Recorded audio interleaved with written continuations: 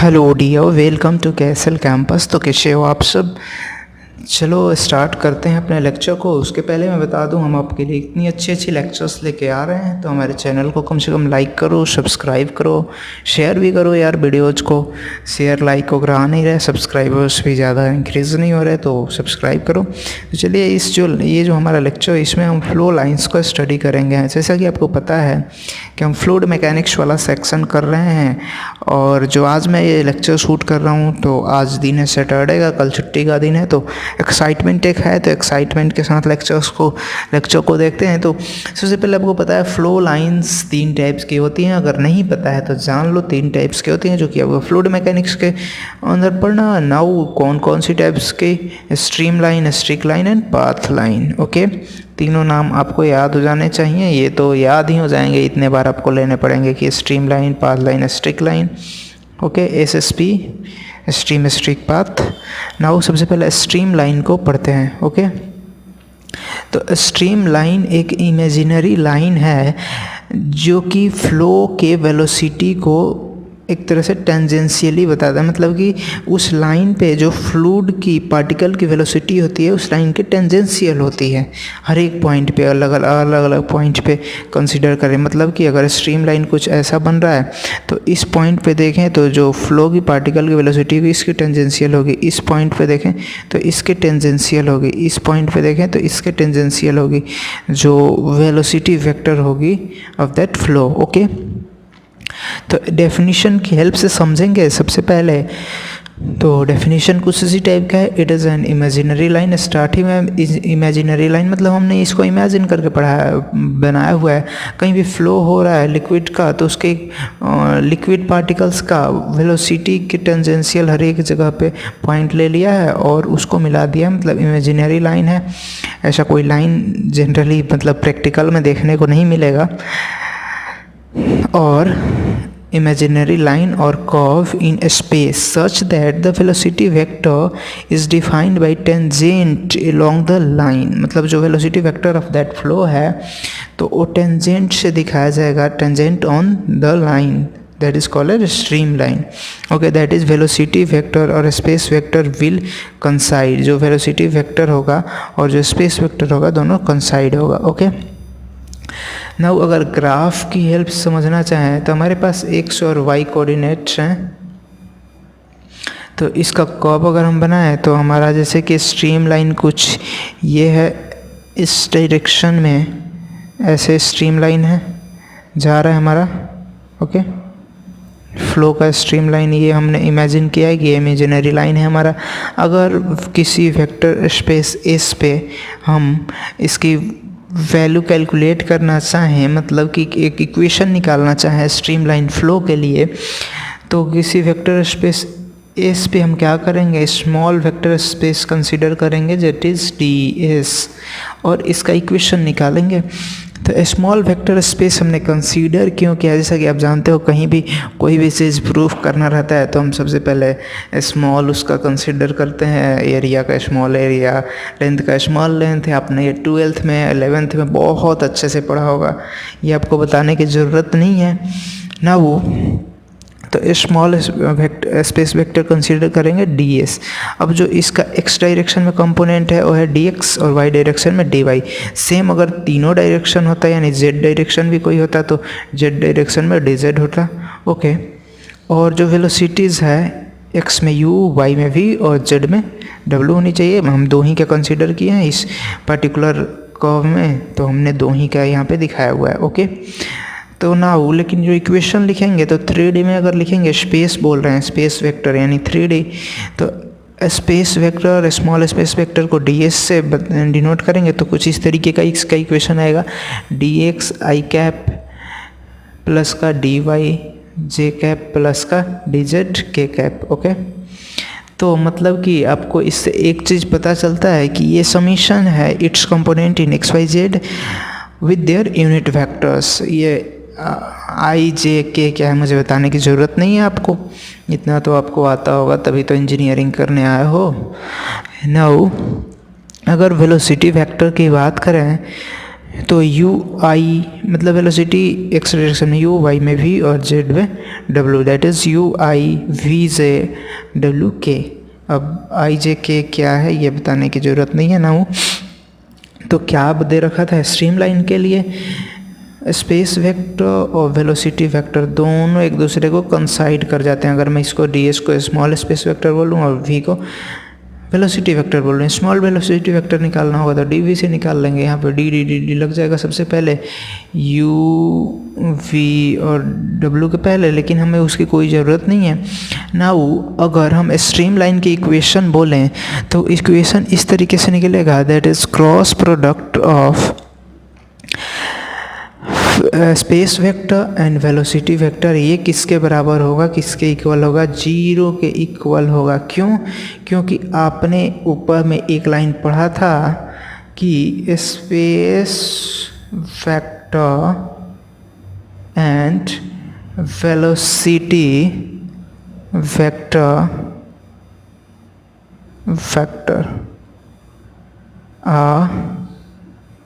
coincide for streamline flow या फिर केवल स्ट्रीमलाइन। तो स्पेस वेक्टर और वेलोसिटी वेक्टर एक दूसरे को कंसाइड करता है, दैट मीन्स दैट दोनों में एंगल कितना होगा, थीटा का वैल्यू 0 डिग्री होगा। ओके, तो क्रॉस प्रोडक्ट आपको पता है कैसे लिखते हो। अगर क्रॉस प्रोडक्ट को निकालना होगा तो आप कैसे लिखोगे, डी एस भी साइन थीटा और थीटा की वैल्यू कितनी है 0। तो जब 0 थीटा की वैल्यू है तो साइन 0 का वैल्यू कितना होता है 0।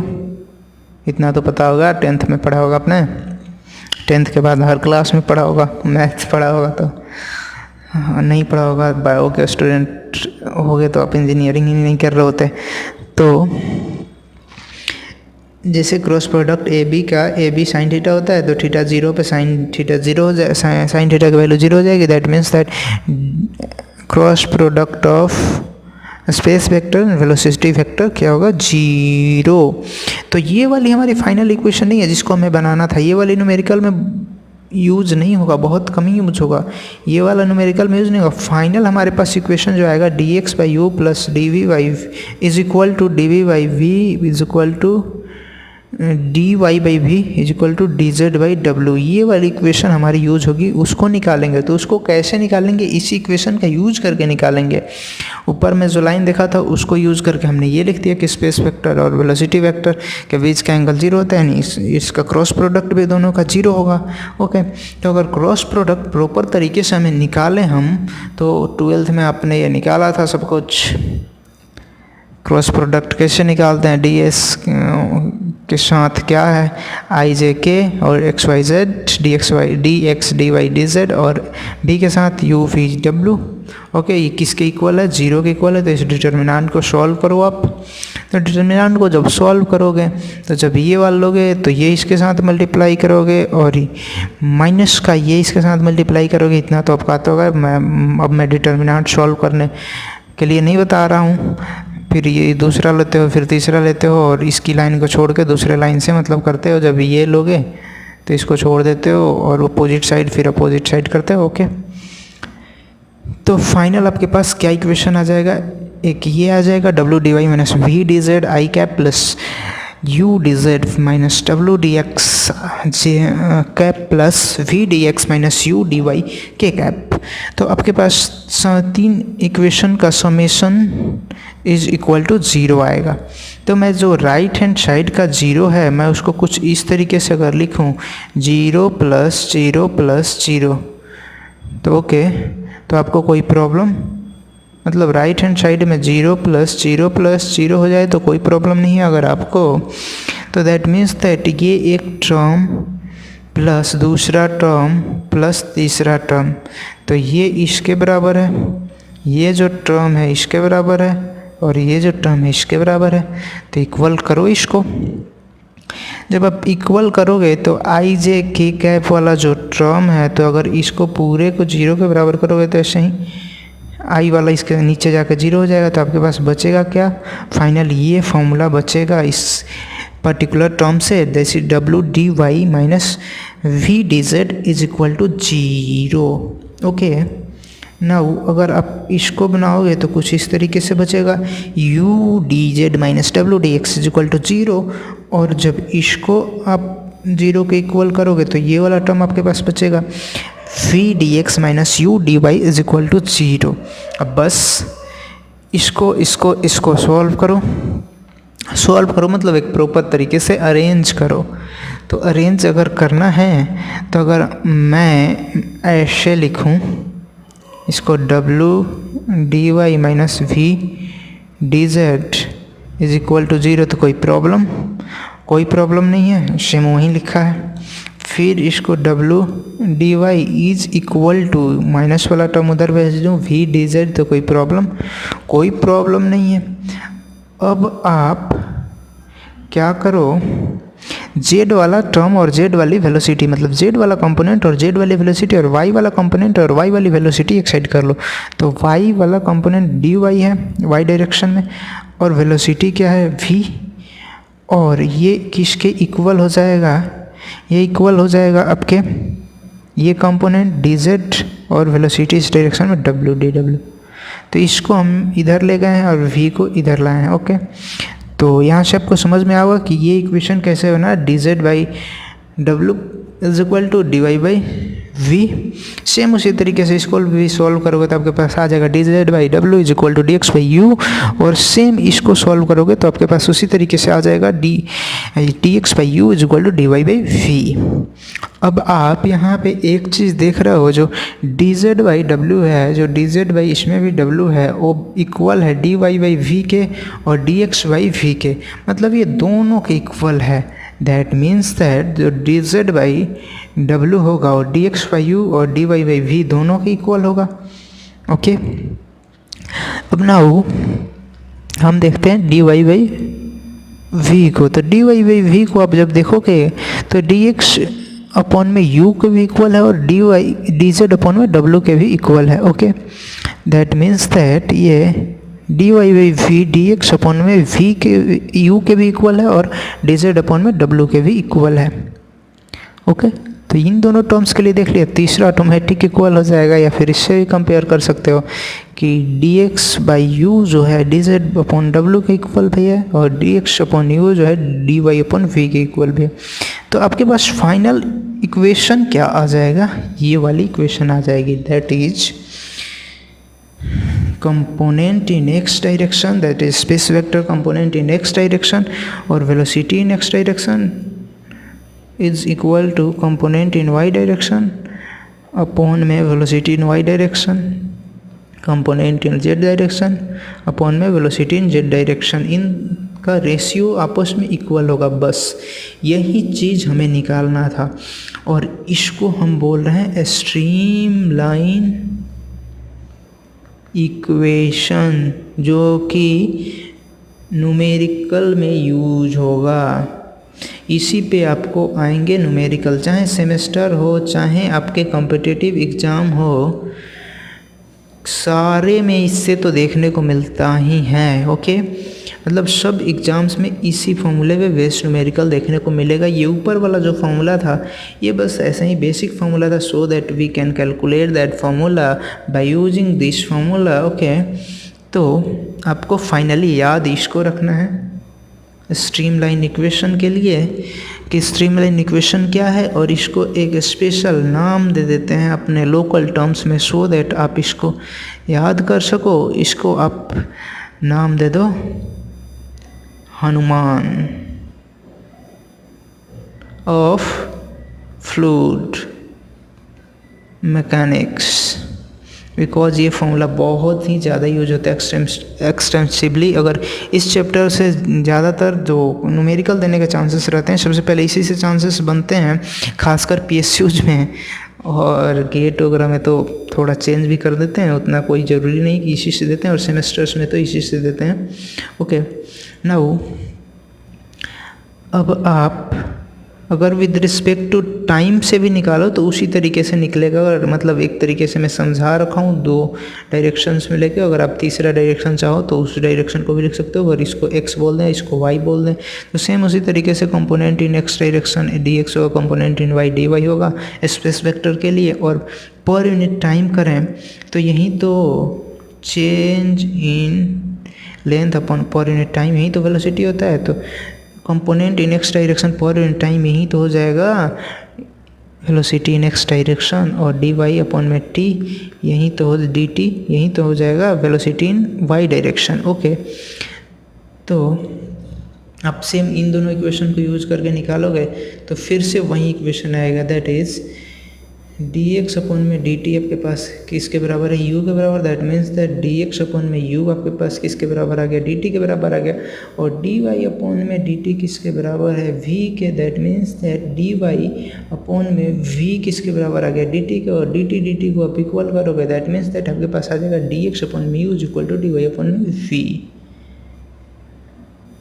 सेम वही इक्वेशन आ गया। तीसरे डायरेक्शन में हुआ था डी जेड अपॉन में d t is equal to डब्लू, तो डी टी फिर निकालते तो डी जेड अपॉन में डब्लू आ जाता, तो सेम इसके इक्वल आ जाता है, that is d z upon में डब्लू। ओके, तो यहाँ से भी निकाल सकते हैं, लेकिन जो बेसिक अगर आपको प्रूफ करने बोले तो आप इसी से प्रूफ करना सेमेस्टर के एग्जाम्स में। ओके, तो अब आपके पास स्ट्रीम लाइन यहाँ पे ख़त्म होता है। कुछ इसके बारे में नोट्स देख लेते हैं कि नोट पॉइंट्स क्या है स्ट्रीम लाइन के बारे में। That is 2 stream lines never cross each other और 1 stream line never cross itself. वही पॉइंट्स में मैंने लिख रखा है कि ये कोई स्ट्रीम लाइन 1 है, स्ट्रीम लाइन 2 है, तो 2 stream lines will never intersect each other because at क्यों नहीं कर सकते, because at the point of intersection, जहाँ पॉइंट ऑफ इंटरसेक्शन होगा there will be 2 velocity vectors which is impossible. मतलब यहीं तो आप जानते हो कि स्ट्रीम लाइन पे जो परपेंडिकुलर डायरेक्शन जो टेंजेंशियल डायरेक्शन में उसकी वेलोसिटी होती है फ्लो की वेलोसिटी, तो जहाँ पे पॉइंट ऑफ इंटरसेक्शन होगा तो यहाँ पे पॉइंट ऑफ इंटरसेक्शन है, तो जो वेलोसिटी होगी इसकी पॉइंट ऑफ इंटरसेक्शन से, तो इसकी 2 डायरेक्शन में वेलोसिटी हो जाएगी। तो एक ही डायरेक्शन में तो हो सकती है क्योंकि टेंजेंशियल इधर भी होगा और टेंजेंशियल इधर भी होगा। तो इस पॉइंट की वेलोसिटी यहाँ पे जो फ्लूइड एलिमेंट है उसकी 2 डायरेक्शन में वेलोसिटी कैसे हो सकती है, एक ही डायरेक्शन में तो होगी वेलोसिटी। अभी भी समझ में नहीं आया, तो ये लाइन ऐसे जा रहा है, ये लाइन ऐसे जा रहा है। मैं थोड़ा सा कलर चेंज कर लूँ तो यहाँ पे जो फ्लूइड एलिमेंट होगा तो इसके टेंजेंशियल जो स्ट्रीम लाइन ये अगर S1 है और S2 है तो S1 के डायरेक्शन में जो जा रहा है तो कुछ इस तरीके का फ्लूइड एलिमेंट का जो टेंजेंशियल वेलोसिटी होगा इस तरीके का होगा।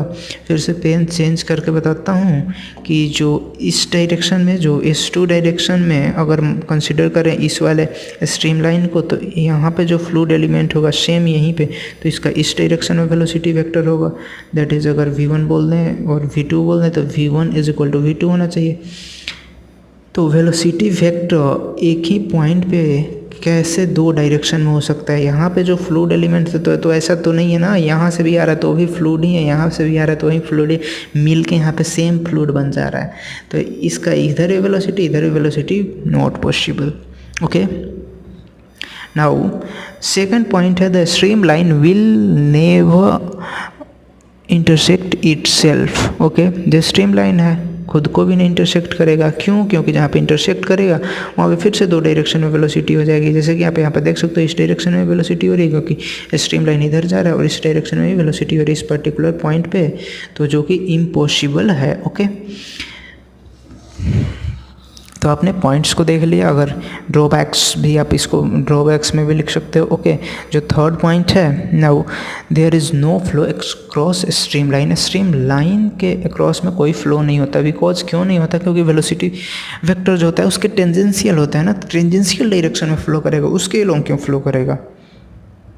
हम स्ट्रीम लाइन कंसीडर ही करते हैं टेंजेंशियल वेलोसिटी के पॉइंट्स को लेके, तो उसके टेंजेंशियली फ्लो करेगा ना, स्ट्रीम लाइन के टेंजेंशियल डायरेक्शन में क्यों फ्लो करेगा। यहाँ पे मान लो अगर स्ट्रीम लाइन यहाँ पे ऐसे जा रही है, यहाँ पे पर्टिकुलर पॉइंट पे कोई फ्लूइड है, इसकी फ्लो हो रही है, फ्लूइड एलिमेंट है, तो इसकी फ्लो टेंजेंशियल डायरेक्शन में इसकी वेलोसिटी है ना, तो इस डायरेक्शन में जाएगी, इधर क्यों जाएगी स्ट्रीम लाइन के लॉन्ग। ओके, तो there is no flow across stream line.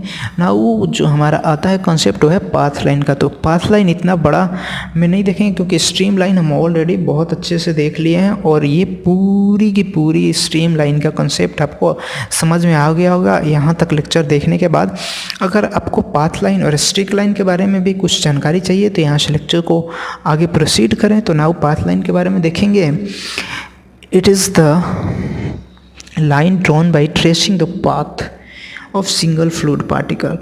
मतलब क्या करते हैं कि यहाँ पे कोई फ्लो हो रही है, पाइप फ्लो या फिर कुछ भी फ्लो, चैनल फ्लो कुछ भी, तो यहाँ पे पर्टिकुलर फ्लूइड एलिमेंट को पकड़ लेते हैं और कहाँ कहाँ जा रहा है, किस पाथ्स में जा रहा है, उसको हम स्टडी करते हैं एक तरीके से। दैट इज़ लैग्रेंजियन डिस्क्रिप्शन के टाइप से कहीं हो गया ना, उसमें भी तो सही कर रहे थे जब आपने देखा होगा कि एक पर्टिकुलर फ्लूइड एलिमेंट को पकड़ के उसकी स्टडी कर रहे थे। तो यहाँ पे पाथ को ड्रॉ कर देंगे तो वहीं पाथ लाइन हो जाएगा। तो सिंगल फ्लूइड पार्टिकल का पाथ को ड्रॉ करेंगे डिफरेंट टाइम इंटरवल्स, अलग अलग टाइम इंटरवल्स पे, और it is defined by Lagrangian description. Lagrangian description से ही तो पाथ लाइन डिफाइंड है, उसकी किधर किधर जा रही है, बस उसमें क्या करते थे, सारी प्रॉपर्टीज़ को स्टडी करते थे और इसमें उसकी पाथ को बना रहे हैं तो पाथ लाइन कर दे रहे हैं। यहाँ पे T0 टाइम पे कुछ यहाँ पे फ्लूइड एलिमेंट, फिर जैसे जैसे टाइम T1 की तरफ शिफ्ट होता है यहाँ पे आता है, फिर T2 पे यहाँ, T3 पे यहाँ, T4 पे यहाँ, T5 पे यहाँ पे T5 होना चाहिए, T5 पे यहाँ। कुछ इसकी पाथ लाइन कुछ इस तरीके से ऐसा पाथ ट्रेस करता है ये जो फ्लूइड एलिमेंट है, पर्टिकुलर फ्लूइड पार्टिकल है, तो कुछ इस तरीके का पाथ जो है ट्रेस करता है। ओके, तो ये क्या कहलाती है, पाथ लाइन। नाउ अब जो है मेरा पेन एक्चुअली नीचे गिर गया था। अब स्ट्रीक लाइन को स्टडी करेंगे। स्ट्रीक लाइन क्या होता है? स्ट्रीक लाइन ये इंस्टेंटेनियस पिक्चर होता है किसी भी फ्लूइड पार्टिकल्स का, पार्टिकल नहीं बोल रहा हूँ, पार्टिकल्स का। ओके, तो it is an instantaneous picture of different fluid particles passing through single point. मतलब एक पॉइंट से डिफरेंट फ्लूइड पार्टिकल्स जो पास करते हैं उनकी इंस्टेंटेनियस पिक्चर होती है। मतलब एक तरीके से आप बोल सकते हो कि ये आइलेरियन डिस्क्रिप्शन पे बेस्ड है। उसमें भी तो ऐसे ही कर रहे थे, एक जगह बैठ जा रहे थे और पर्टिकुलर फ्लूइड की जो फ्लूइड वहाँ से उस पॉइंट से गुजर रही है, जो फ्लूइड पार्टिकल उसके प्रॉपर्टीज़ को स्टडी करते थे। और यहाँ क्या कर रहे हैं, उसकी लाइन को ड्रॉ कर रहे हैं, बस ज्वाइन कर रहे हैं उनकी लाइन को।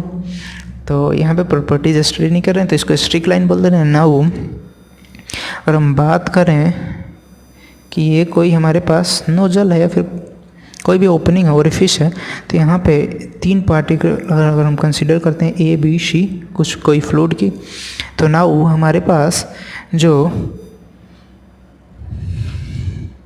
ये की पाथ लाइन है कुछ इस तरीके के से फ्लो हो रहा है। कलर चेंज कर लेता हूँ। बी की जो पाथ लाइन है कुछ इस तरीके से फॉलो हो रहा है, सॉरी बैक, कुछ इस तरीके से फ्लो हो रहा है। एग्जैक्ट तो नहीं हो रहा लेकिन आप समझ जाना ना। वो जो सी की पाथ लाइन है कुछ इस तरीके से फॉलो हो रही है। ये इसकी पाथ लाइन है ए बी और सी का, ये ए का, ये बी का, ये सी का। ओके, तो ये तो आपको पाथ लाइन पता चल गया इन अलग अलग फ्लूइड पार्टिकल्स का। नाउ अगर इसकी स्ट्रीक लाइन के बारे में बात करें तो स्ट्रीक लाइन जो इसकी होगी, तो स्ट्रीक लाइन कुछ इस तरीके की होगी कि एक पर्टिकुलर टाइम इंटरवल पे इनकी हम क्या करेंगे, इंस्टेंटेनियस पाथ को देखेंगे। तो इंस्टेंटेनियस पाथ को कुछ इस तरीके से यहाँ से निकला हुआ है और इस इंस्टेंट पे इसकी पाथ कुछ इस डायरेक्शन में ए बी और सी यहाँ से निकला है। तो इसकी पाथ लाइन जो अगर हम ड्रॉ करें तो कुछ इस तरीके से आ जाएगा हमारे पास।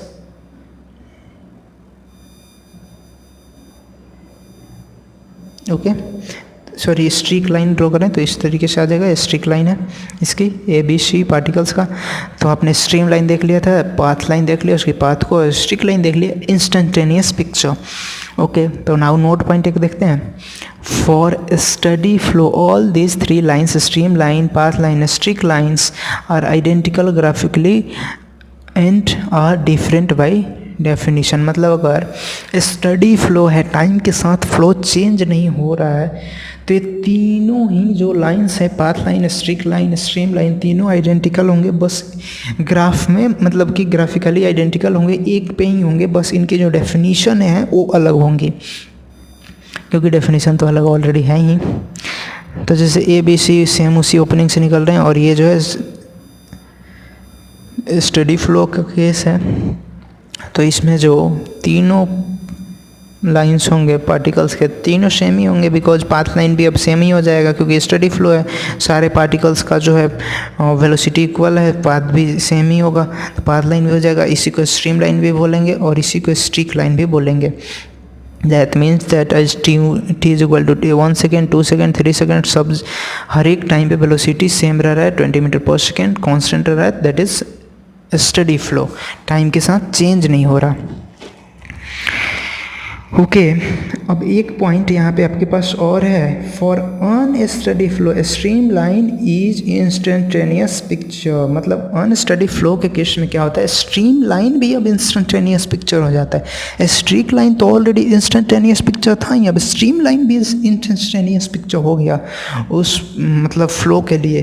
तो यहाँ पे फॉर अनस्टडी फ्लो हम कह सकते हैं कि स्ट्रीम लाइन और एंड स्ट्रीक लाइन सिमिलर हो जाएगा एक दूसरे, क्योंकि ये भी इंस्टेंटेनियस पिक्चर है, ये भी अब इंस्टेंटेनियस पिक्चर हो जाएगा फॉर दैट फ्लो।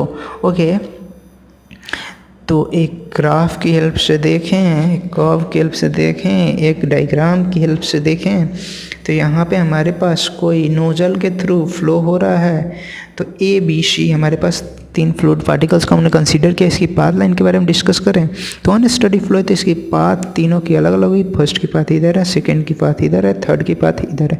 तो अगर कलर चेंज करके मैं बताऊं तो जो स्ट्रीम लाइन और स्ट्रीक लाइन होगी वो कॉन्साइड हो जाएगी। मतलब कि इस पर्टिकुलर टाइम इंटरवल पर देखें तो इसकी स्ट्रीक लाइन क्या है, ए की ये, बी की पोजीशन, सी की ये पोजीशन, मतलब स्ट्रीम लाइन ये है टाइम T2।